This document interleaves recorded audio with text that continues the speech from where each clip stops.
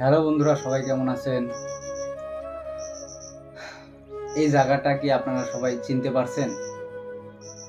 মানে আপনারা কে এই জায়গাটা চিনতে পারছেন একটু কমেন্টে জানাবেন আমাকে। আজকে অনেকদিন পর আমি এই জায়গাতে বসে ভিডিও করেছি। এই জায়গাতে একটা মানুষ বসে থাকতো, সে আর থাকে না বসে। আগে আমি প্রত্যেকটা দিন বাসায় আসলে এই জায়গায় এসে যে মানুষটা বসে থাকতো তার সাথে আমি কথা বলতাম, তার দুঃখ কষ্টের কথা শুনতাম, তার সারাদিনের কি কি আবদার, কি কি নালিশ সব আমাকে করতো। সেই মানুষটা খুব কষ্টে ছিল। 2021 সালে ব্রেন স্ট্রোক করে ডান হাত ডান পা প্যারালাইসিস হয়ে পড়েছিল। 2021 সাল থেকে 2026 সাল পর্যন্ত সে জীবনের সঙ্গে লড়াই করেছে। তাকে আমি কখনোই সেই কষ্টের ধাপটা বুঝতে দিই নাই। যতটুকু পারছি আমি তার জন্য করেছি। আমার জন্য, আমাদের জন্য কি না করে নাই সেই মানুষটা। সকালে উঠে মাথার উপর ডালি নিয়ে তার ব্যবসার জিনিসপত্র নিয়ে চলে গেছে, দোকানপাট করছে, দোকান করে রাত্রে আমার জন্য, তার ছেলেদের জন্য, মেয়েদের জন্য দুমুঠো মুখে ভাত তুলে দেওয়ার জন্য কষ্ট করে রাত 11টা-12টার দিকে এসেছে। আমরা দৌড়ে গেছি তার কাছে, কি নিয়ে যাচ্ছ আমাদের জন্য, কি নিয়ে যাচ্ছ? পকেটে হাত দিচ্ছিলাম, উপর পকেটে হাত দিচ্ছিলাম, নিচের পকেটে হাত দিচ্ছিলাম, কি আছে আমাদের জন্য, কি নিয়ে যাচ্ছে? সেই মানুষটা আজকে আর নেই। আসলে এখানে যে মানুষটা বসেছিল আপনারা অনেকেই জানেন সেই মানুষটা কে। এই সেই জানালা, এই সেই চৌকি, কিন্তু এখন সেই মানুষটা আর নেই। ছোট থেকে আমাদের জন্য অনেক করেছে। অনেকে আছে বৃদ্ধ হয়ে গেলে, বয়স হয়ে গেলে বাবা মাকে স্মরণ করে না। কোথাও ঘুরতে গেলে একবারের জন্য মনে করে না যে বাবা মাকে একটু ফোন দিয়ে শুনি তারা কেমন আছে। অথচ বাবা মা কিন্তু বাড়িতে বসে থেকে ভাবে যে আমার পাগলা ছাওয়ালটা কোন জায়গায় গেছে, একটু যদি কথা বলতে পারতাম, খাওয়া দাওয়া করলো কি না, কেমন আছে, বা বাসায় কখন আসবে, এটা বাবা মা ভাবে। কিন্তু এখনকার সন্তানরা বাইরে কোথাও ঘুরতে গেলেও ভাবে না যে আমার বাবা মাকে একটু কল দিয়ে শুনি কেমন আছে তারা, বা কি করছে, বা আমার আসতে দেরি হবে। বেপরোয়া যাকে বলে। একটা বড় ফোন দিয়ে বলে না বাবা আমার আসতে দেরি হবে, বা তোমরা খাওয়া দাওয়া করে নাও, বা আমি একটা জায়গায় আছি। এমন কিছু সন্তান এখন আছে। বা বাবা মা ভালো কিছু করলে সেইটার উত্তর খারাপ ভাবে দেয়। আজকে বাবা আছে, কালকে যখন থাকবে না তখন আপনারা সেই কষ্টটা বুঝতে পারবেন। যেমনটা আমি বুঝেছি, আমি আমার বাবার জন্য কি না করিনি। এইখানে বসে থেকে আমার বাবা, আমি যখন দোকানে থেকে আসতাম, আগে যখন আমি ছোটবেলা বাবার দোকান বা ব্যবসা থেকে আসার পর বাবার কাছে দৌড়ে যেতাম, সেরকম এখন আমি দোকান থেকে আসার পর আমার বাবা এখান থেকে শুয়ে থাকা অবস্থায় উঠে বসে আমার সাথে গল্প করার জন্য মিষ্টি একটা হাসি দিয়েছে, কাছে আসা বসার কথা বলছি, কাছে আসা বলছি, তার গল্প শুনছি, তার সাথে কথা বলছি। তাকে বুঝতেই দিই নাই সে অসুস্থ। হাঁটাছি, একা একা হাঁটতে পারে না। আজকে সে মানুষটা নাই, প্রায় 2-2.5 মাস হয়েই গেল। খুব মনে পড়ে আমার বাবার কথা। আর আমি একটা জিনিসও দেখলাম, যেমন এই সোশ্যাল মিডিয়াতে আমার বাবা নাই জন্য আমারও আর কোনো দাম নাই, এটা আমি দেখলাম। আসলে বাবা মাথার ছাতাই ছিল। যেমন এই সোশ্যাল মিডিয়াতে আমি বাবাকে নিয়ে ভিডিও দিতাম, অনেক মানুষ দেখতো আমার ভিডিওগুলো। এখন আমার বাবা নাই, আমি তার সন্তান। আমার ভিডিও আর আগের মতো কেউ দেখেও না। আমি ভিডিও দেখার জন্য কান্না করছি না বা অনুরোধ করছি না, এটা আমার আবেগ। আমার বাবার প্রতি যে বাবাটা আমার যে কি ছিল সেটা আমি প্রকাশ করেছি।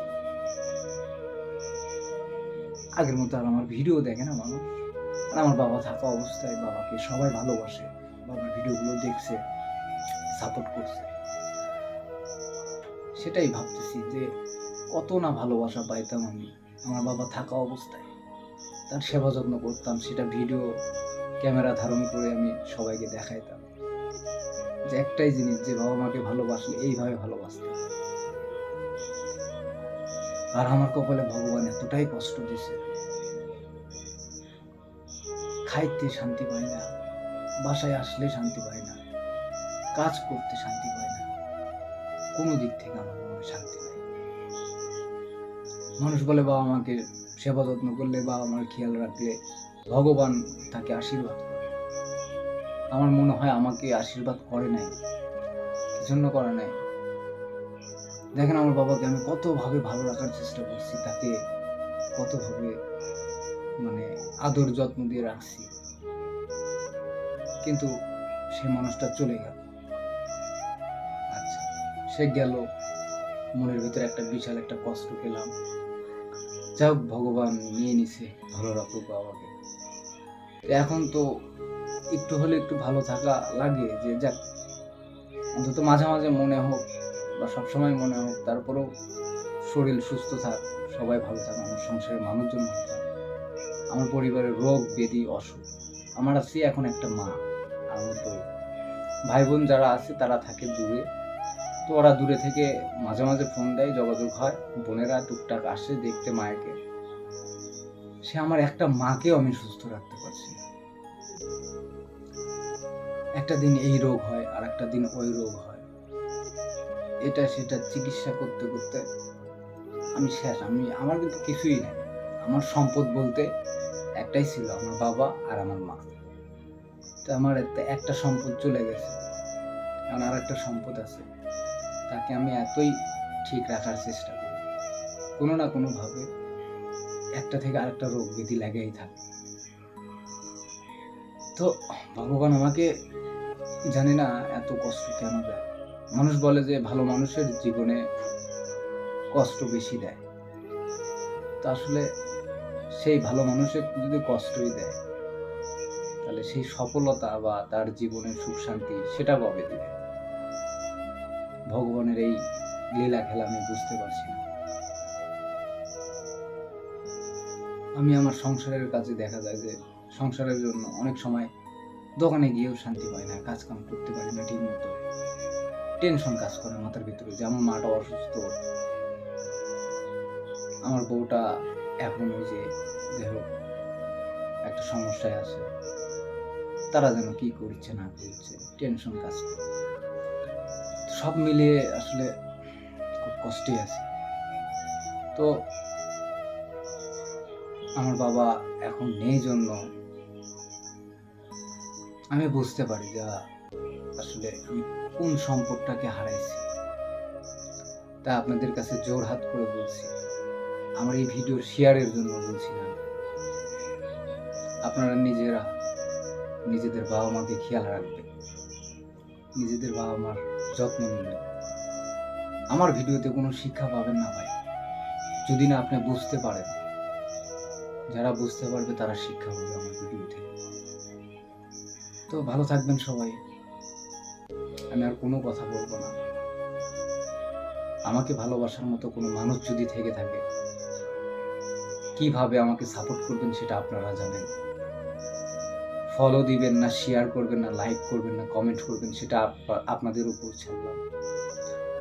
আমার কোনো দাবি নাই আপনাদের উপরে। আমার একটাই কথা, এখানে আমার যে মানুষটা ছিল সেটা আমার বাবা ছিল, সে বাবাকে আমি হারাইছি। মানুষ সারা জীবন থাকে না,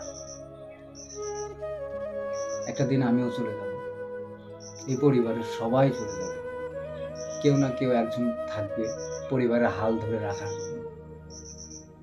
তার মানে এই না যে সংসারের আচরণ, নিয়ম, বিবেক, জ্ঞান, বুদ্ধি এগুলো সব ভুলে যাবে বা এগুলো জলোচ্ছ্বাসে ধুয়ে যাবে।